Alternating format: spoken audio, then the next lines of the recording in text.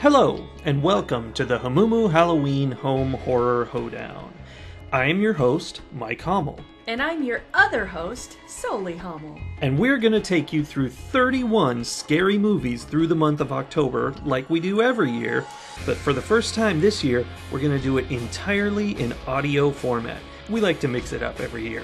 One thing you need to be aware of is that we will be employing a truly ghoulish number of spoilers throughout all of these reviews. So if you haven't seen the movie we're reviewing, maybe don't listen to our podcast until you do. We highly recommend you check them out and watch along with us. It's going to be fun for everybody. I mean, how could it not be? So if you're ready and you've watched the movie, please step inside our lair and let's begin.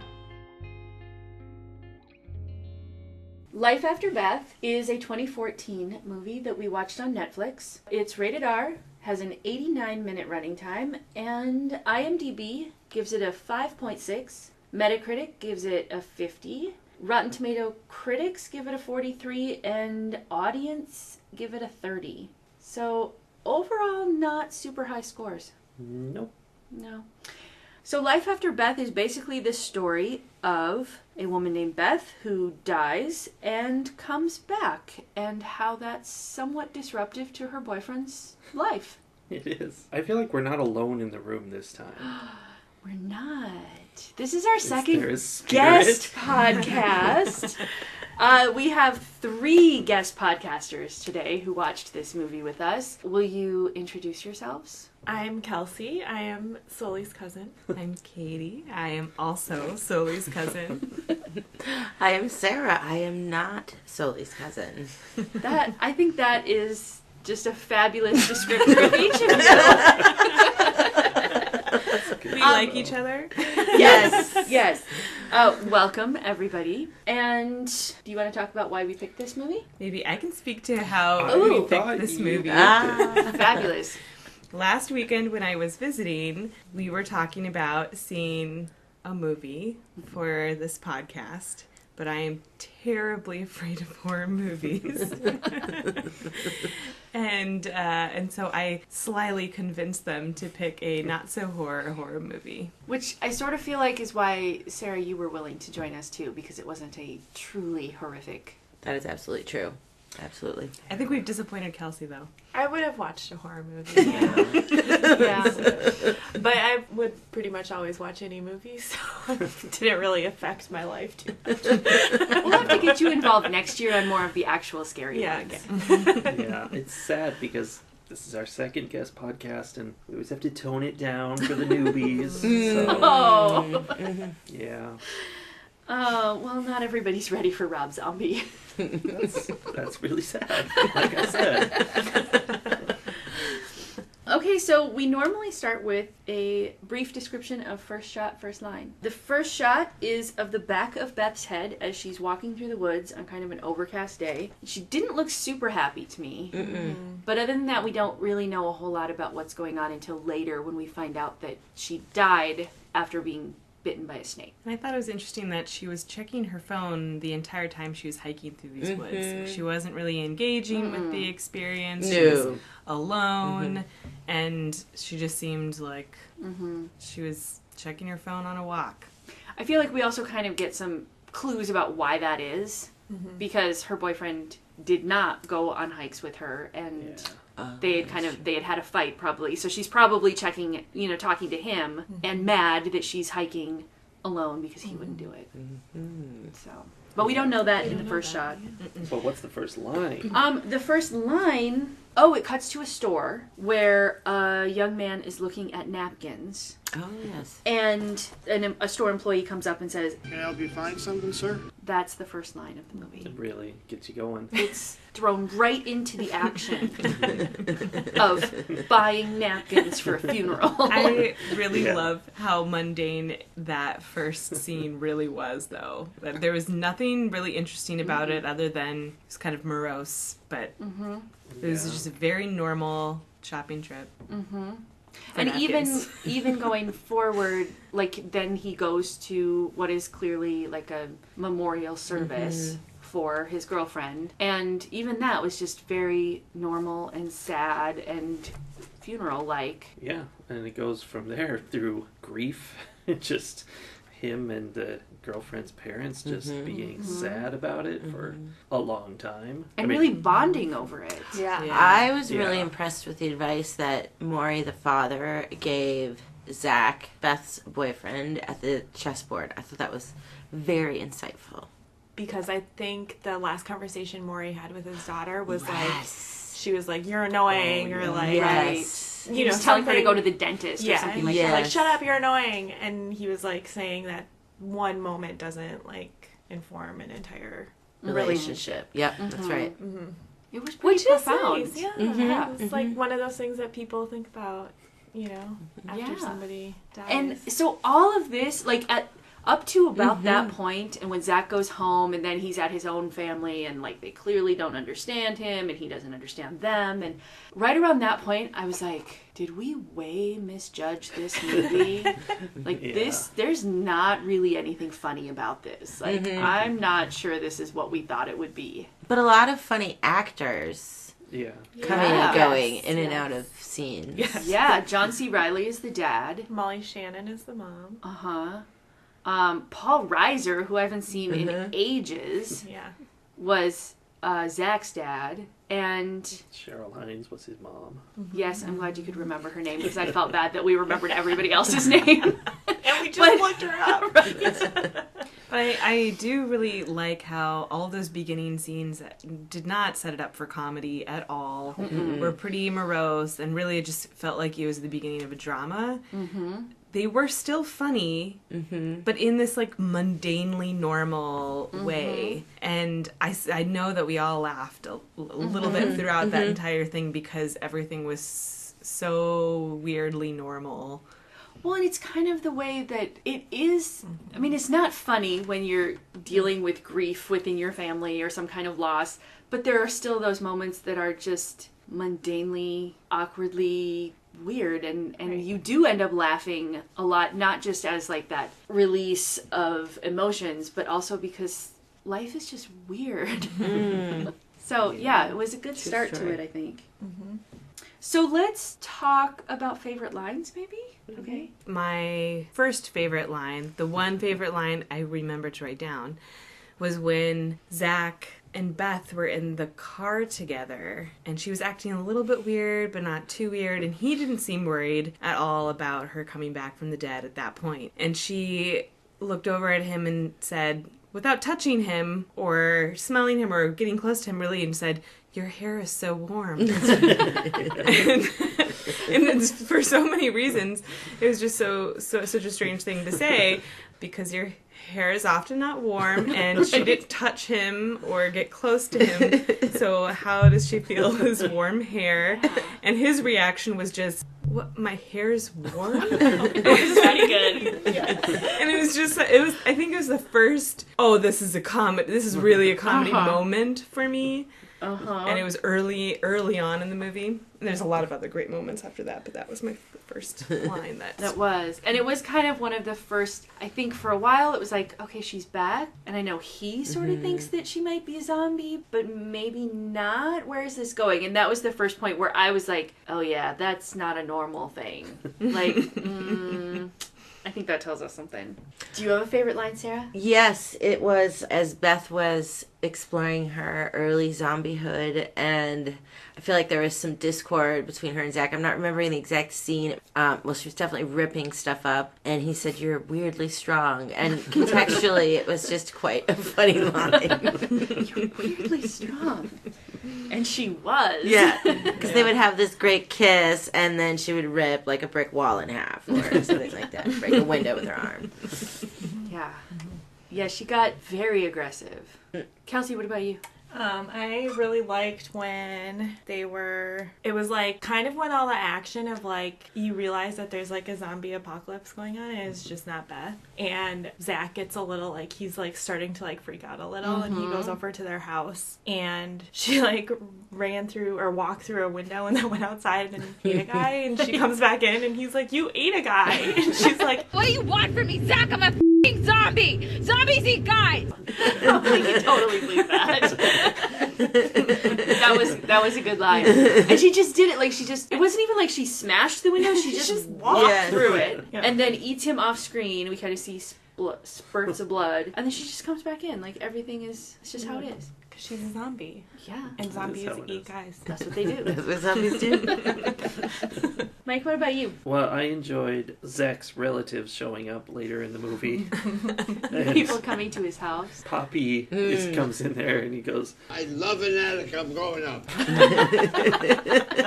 And there's a common theme about Yes. these zombies liking attics A theme for that some never- reason. Never resolved. No. No. So whenever these matter. zombies show up, like Poppy, they want to go to the attic. And then the Naturally. previous owners of the house show up. yeah. And they're mad because, like, well, I paid for this attic, It's my attic. right? And Poppy's like, I fought in World War II, and I know attics. Like, what? What do those two things have to do with each other? My favorite line, I wrote down quite a few lines, but one that I really liked was, I mean, I want to say I understand it, but it's like I don't, which means I do. I don't know why that one just appealed to me. It's good philosophy. Yeah. It was. It's so profound. I also liked when he told the other girl that he had lunch with, now I kind of wish she'd stay dead. Which is not that funny of a line unless you're like thinking about it in the context of he knows she's not dead and she doesn't know she's not dead. And this poor girl is like, okay. I don't know what's I'm happening. obviously still mourning. Right, It's like, oh, that explains it. I really loved that entire scene. And the other girl is Anna Kendrick. Oh, yeah. Who I am a big fan of. And so she enters, and she has a very, very, very small role. But she enters this scene in this diner, and they recognize each other, old friends, and they sit down to eat. And he starts to come to this realization that normal girls or girls that are not zombies have nice skin and smell not like a dead garbage. person. Yeah. He's like, I can And breathe he's- through my nose around Yeah, you. that's right. And he asks to touch her face because her skin is so nice. Yeah. And she goes, yeah, sure. This is so weird. But she's You're so loving it. But she's so flattered. Interesting. Still flirting. She's so clearly flirting. But it was a great scene in that he was, I think the whole time before that you go, are you not realizing she's a zombie? Like, you know she's a zombie. There's got to be signs. Her face is kind of starting to melt away and she must smell terrible, which you've commented on a little bit, but it doesn't seem to have any weight about how he feels about her until this moment where he's like, no, this is not a normal girlfriend thing. Human skin. Love is blind. Truth. Until it comes across a girl who's not dead, and then it's like, that's nice. I like that. Yeah. Interesting. Who here is familiar with Soli's rules of infection? Oh, I am not familiar. Not at all. Well, that's amazing. Okay. They're really popular and well known. Maybe Soli can tell us about them. Please. They're really well known in this house. Yes. And not really all that popular, because I feel like they have a 50% popularity rate. Yeah, just about. But how does Hazat feel? I'm not sure. I feel like Hazal would be on my side. I think he would say, I mean, he's a cat. If you were to die, he would probably eat you. For sure. Very true. yeah. Okay, so very briefly, Rulies? No. Soli's rules of infection. It's really just one rule, You should call which them is Rulies. Rulies. The Rulie is that if we are in a zombie apocalypse and you show signs, even the first signs of being infected, if you've even been bitten and you're not showing signs yet, we're done. And I'm going to have to kill you. Because zombie apocalypse. Right. You let one live. Right? It's never a good idea. It always backfires. Everyone thinks that they can like put them in a room or they can keep them contained or they can chain them to the stove. It never works. Eat them with your fingers, whatever. Never works. Right. Mike has a problem with my I have a Ruly. big problem with the Ruly, because that's all well and good in a zombie movie, which in this movie is a great example of Sully's rules being ignored and causing an entire apocalypse. But if you were in real life and someone started to get sick and was looking kind of weird and like veins and bloody, you cannot go, well, chop! Because they're gonna get better, probably. You get a ways into your apocalypse before you decide that you gotta kill them right away. I mean, what if you're there, you're a zombie chained to the wall because you're going and then after a week it just goes away. Your immune system fights it off. That's what happens. Just science. In real life, that's what happens. That is a great point that I'd never considered. Okay, I'm trying to so save that lives point, here. okay, Kelsey. Yeah, Kelsey, I'll live all at right, your all house right. and we'll follow the rules. All right. Because that kind of thinking is why apocalypses happen. If they had just handled Beth from the beginning, like she's dead, she was buried, she digs her way out and comes home. I love you, dear. Whack. But you're a zombie. You gots to go. Wait. But hold on, in this movie though, like it's not clear. It's still not clear where. But according to you, that doesn't matter. Like, No, whack. No, it doesn't. Yeah, it shouldn't. It doesn't matter that. She was, And like, the whole like resurrection versus zombie right. conversation Would is never call it a that's a non-starter. Well, yes, but I think the interesting part of this movie that I've never seen in another zombie movie is that they were not infecting other people. Yeah, They they were just dead people This is true. who became zombies. Right. So that's true. Therefore, they did kill people. Right. Granted, Still don't want to they like still let 'em killed run amok people. around. But they didn't turn them into zombies, which is why they were able to resolve the crisis, and Yeah, it it didn't was- in fact turn Ah, into this is apocalypse. true. But That's by solving it, they killed all the zombies. They did have to get on board with the Ruly. Yeah. Yes. Yeah, and there's a point where you do that, but just give medicine some time. Okay, so Take a chance. I feel like I should clarify that, I mean, this is not, I guess, the first, day that Beth is back, where nobody really knows what's going on. Okay, maybe she wasn't totally dead, even though she was embalmed Okay, or no, whatever. mostly I dead. don't know. Somebody's dead.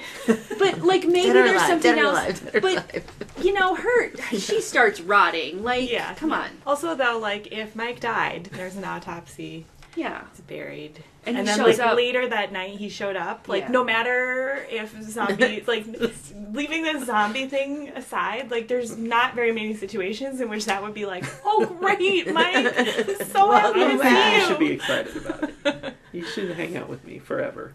I think you shouldn't have Forever. made me watch so many horror movies if that's how you wanted Yeah. me to react.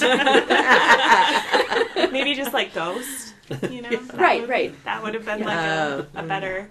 Yeah. So probably. yeah, this conversation comes up every time we come across a zombie movie, and I feel like it's truly for the benefit of mankind that you have to hold a hard line with zombies. I don't know. I feel like I'm more on Mike's side because there are many diseases today. Not many. There's a few diseases today that can mimic a zombie-like state. Right. And if we were to come across that, they're very rare, and you don't really see them in the U.S. If we were to come across that and go, it's a zombie apocalypse, and we kill that person, you just committed murder. Because that person would have been fine. Murder. They just had to get through this disease. Okay. They needed medicine. Yeah, they needed someone not to murder. care for them. Okay. Let me present the other side of that. You think that they're just sick. They actually are zombies. They inevitably escape from wherever you're keeping them and eat a whole bunch of people. You've just been an accomplice to murder? Such a conundrum. We were discussing whether you can be an accomplice with a dead person just the other day. Yeah, that was more with a spirit. That was if you ask somebody, if you ask a spirit to kill someone and they do. Or a possessed doll. Or a possessed doll, and it happens. Are you responsible for that death? What were you saying, Katie?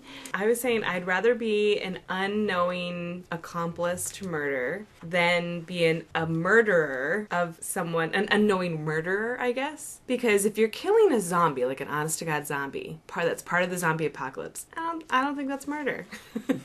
Because you're killing a dead person. But if you're killing a person who just looks like they maybe could be a zombie and you're like screwed up mind because you've been watching too many zombie movies. Oh, right. Yeah. Then you're an actual murderer. Point. But you don't know it. Great point.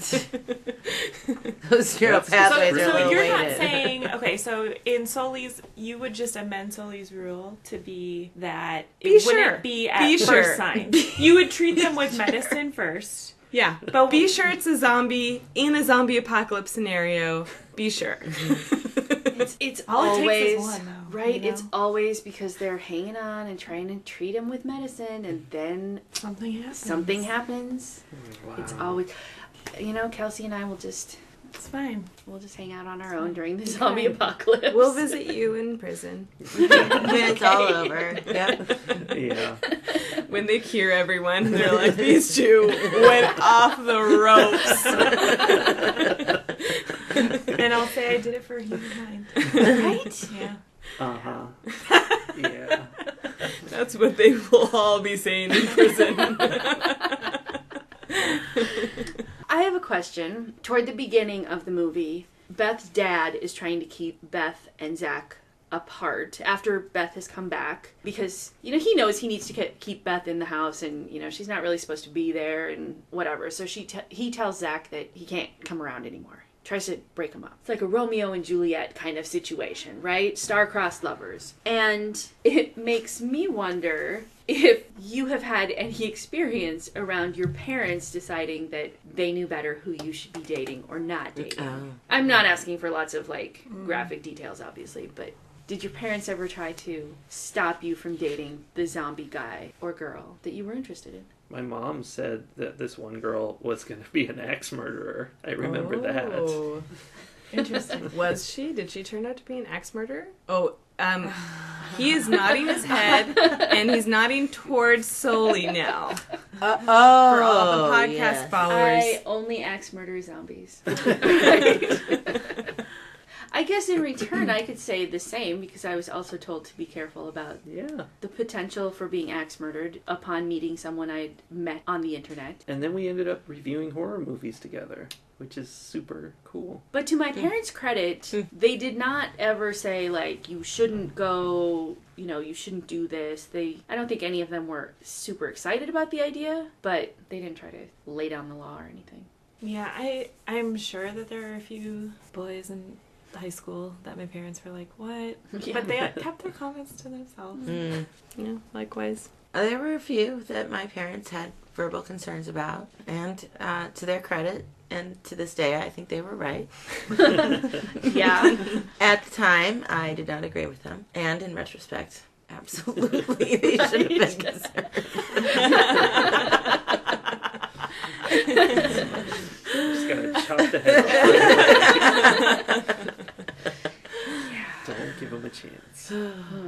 Yeah, do we want to talk about Kyle, the brother, for a second? Yeah, what a weirdo character. I really do feel like he was just inserted at the last minute of the planning of this movie as, I don't know, some sort of relief or to make a little bit of a change. I'm not sure. He's just such an odd duck. Yes, but also he was the only one who was behaving the way you would in a traditional zombie movie. That is true. I mean, I was a little bit calm down, Kyle, but he was still doing all the things that you would normally be doing in a zombie movie. It's true. I really thought no one else was. That's true. I was sort of why is no one concerned that this person was resurrected and now your mailman's crazy and there's a guy serving food at the diner who's aggressive and throwing things and his flesh is falling apart. I don't know. It's all fine. There's no community response except for Kyle. And I was pretty annoyed with Kyle for the majority of the movie until he's actually doing something, and then I think there's a lot of relief to be oh, great! People are trying to solve this. Right. And Kyle's one of them. So yeah. maybe that was forethought. Yeah. So for a while, you mentioned the guy working at the diner who clearly had been zombified and was just had gone back to doing his job. Yeah. And for a minute I was like, wait, none of these zombies have tried to eat anybody. Like, No. And they were all working. Well, the mailman was Right. working too. they're just like going about their normal lives. I'm like, is this going to be a zombie movie where the zombies aren't actually dangerous? They're just gross and unpleasant, Undead. and that's Yeah. just what happens is that now we have to learn to share our neighborhoods with Zombies. the undead. Yeah. Well, it took them a while to Equal deteriorate. opportunity employers. Yeah. It was really when Beth ate the guy Yeah. that I was like, okay, this is a zombie apocalypse Yeah. now. Yeah. Just took a while. To, like, And the yeah, fingers. actually- That was the other sort of Yeah, her mom's fingers. zombie-ish. That's some dedication right Yeah. there. Love like, you. your daughter is a zombie and there's nobody else around, and she didn't want to kill somebody, obviously, to feed to Beth, so she just starts Let cutting her her have own a fingers snack. off. Yeah. Yeah, it got real dark at the end of this movie. Yeah, real dark. But they had these such clever little pieces of comedic relief in there, like Beth walking with the entire stove strapped to her back and a Yeah. stake through her chest, like Listening to smooth occasion- jazz. listening to smooth jazz around her neck. It was a boom Commenting box. on the lavender. Commenting on the lavender and just Yeah, struggling to like say very normal loving things to her boyfriend through like aggressive growls. I thought she did that so well. Yeah. Or like even just enjoying, like she's like, pretty. Which, like, let's be honest, is not like that big of a stretch for Aubrey Plaza to like. She's always like a little bit like aggressive. Yeah. This was a good role for It her. was really It good. really was. Yeah. Yeah. She didn't really hold back. No. I was impressed by that. Yeah. I'm always intrigued by how people choose to play zombies. Yeah. Because there's a movement piece to that kind of a role that, like, I thought she did really well. Some people just really get that, like, jerky, sudden movement Like thing a little happening. run off. Like she was Yeah. And that she was just, it was like she was being distracted every 2 seconds. Yeah. She was being distracted by something else, and she was able to kind of master that. Mm-hmm. It was good. Mm-hmm. I had a connection. When Zach and Zombie Beth were having a hard time picking where to go to eat, that was a very familiar Wait, you conversation. became a zombie? No, I just think that was a very familiar conversation. Yeah, I guess that's a connection for me too. I've been there. Definitely. Ratings. So I enjoyed watching this movie. It made me laugh several times. It definitely had the horror element. I liked the acting. The music was effective. I don't know, lots of the smooth jazz part. I sort of feel like if I had to listen to that for too long, I would start eating people. Yeah. But like the ominous music and stuff was well done, I thought. All of that being said, I just have this sort of not quite satisfied feel from watching it. And I don't know why. Like, I'm not exactly sure what it is about it, but I was left feeling sort of ambivalent. There were pieces of it that I liked, but as a whole, I feel kind of ambivalent about it. So I am going to go with 3 lost desert eagles out of 5. Wow. Because poor Kyle was so mad Yeah. that his desert Rightfully eagle so. got thrown into You the know, ravine. It's funny when he threw that gun, I'm like, those things are so expensive. And it's a zombie apocalypse! You might You're get gonna that want that. Yeah. So yeah, 3 out of 5. I always think that in movies, you know, like every movie has somebody will have like 400 guns or whatever, and like they'll shoot people and then they'll toss the gun aside, or they'll kill somebody and the guy has a gun and he leaves it there because he's already got his own gun. He doesn't need the dead guy's gun. But guns are like a couple $100. Like, take the gun. Yes. That's worth something. Also, you never know when the ones you have are gonna like Yes. Yeah, jam for or sure. I don't know how guns work, but I think they stop working sometimes. Yes. You know what movie did I had that thought when we watched Targets? Oh yeah. Because that guy He left a lot of guns. was carrying around like a huge army duffel bag full of weapons. I'm like, one guy, and he's like sniper shooting. Yeah. It's not like he's, going crazy, but he definitely had enough guns. Yep. Yeah, plenty. Yeah. Heavy load. Yeah. That's all I kept thinking. Right? Like, I'm like, wow. that might be too many. There's a happy medium somewhere, right? Sarah, do you have a score for it? I was trying to decide if I wanted to score it based on like all movie types or just horror, or so I kind of am uncertain because in one genre I'd give it like a 4.5, but I think overall I'll give it a 3. Okay. Yes, that's my final answer. All right. Katie? So, like Sarah, I'm trying to think of, for the genre, what would I give it? However many How many Desert Lost Desert Eagles Lost would you Desert give it? Eagles. So, for a horror movie, 5+. Because you can't get much better than a horror movie that you can laugh through. Wow. So that's for the horror movie aspect. For a comedy, like 3.5, like 3+. Okay. Not quite a 4. I wouldn't go out of my way to watch it again. But if someone asks whether they should watch it as like a comedy, I would say, yeah, you should watch it. Okay. Great rating. Very informative. I feel more informed having even watched it. Yeah, you should watch it. Sure. Kelsey, what would you give it? I think I'd also give it 3. It was entertaining. It was funny. I thought all the things that you did.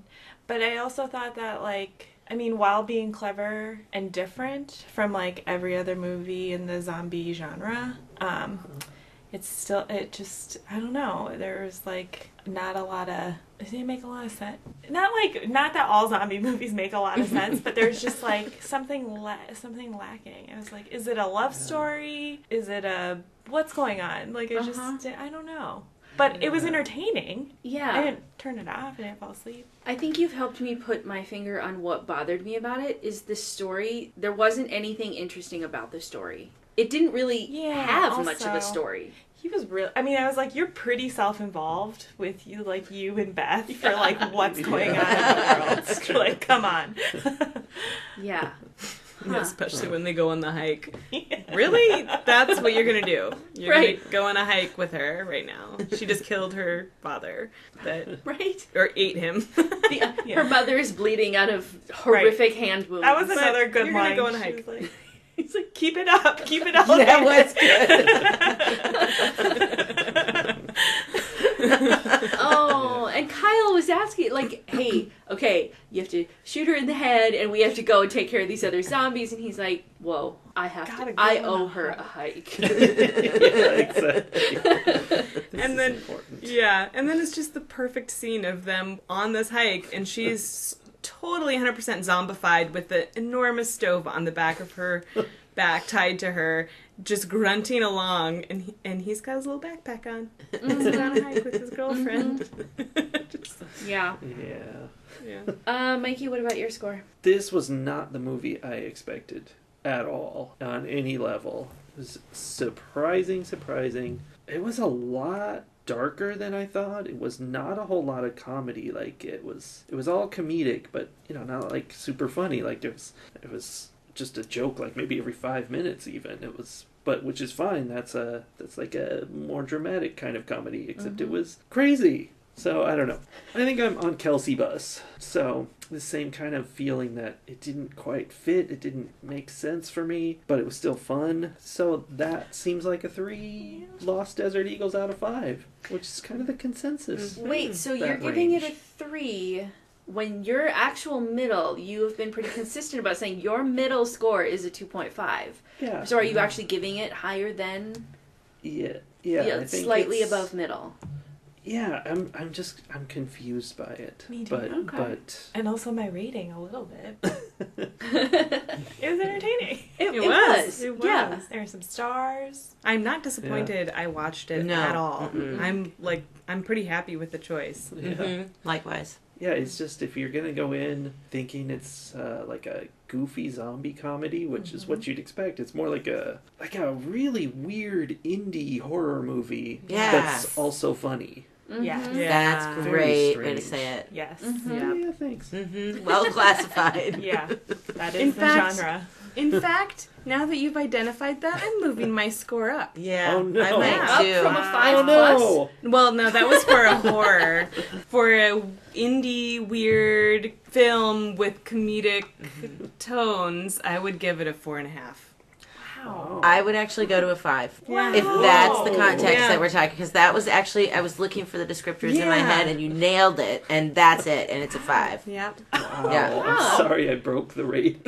No, I think this is good. That We're it's having good to having know a what moment. it is you're rating. Yeah. Yeah, I it is. I think that was definitely sticking with my Big 3 confusion. Me too. Yeah. Okay, so we got 3s over here, a 5 A over 5, there, yeah. and a 4.5. 0.5. But as a horror movie, a 5+. Oh, yeah. As a horror movie, 5 solid plus. Yeah, won't back down from that one. That's my type of horror We're movie. gonna get you to watch something real scary. Yeah, Right. that'll get like a 1. So the thing is, I feel like our scores for actual horror movies would be like opposite mirrors Absolutely. of one Yeah. another. Like, Absolutely. Yeah. Yep. Yeah. Yeah. Your 5 is our 1. Yep. That sound was a high 5. That was. That's kind of like us. Your 5 is our 1. Okay, well, that is that. Thank you so much for joining us on our horror review podcast. Thank you for involving us. Yeah.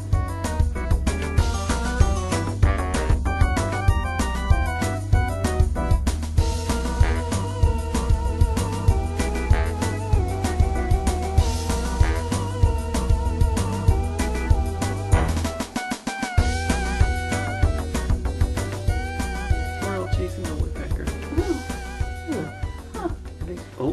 Oh no, they're both squirrels. Never mind. None of them are woodpeckers.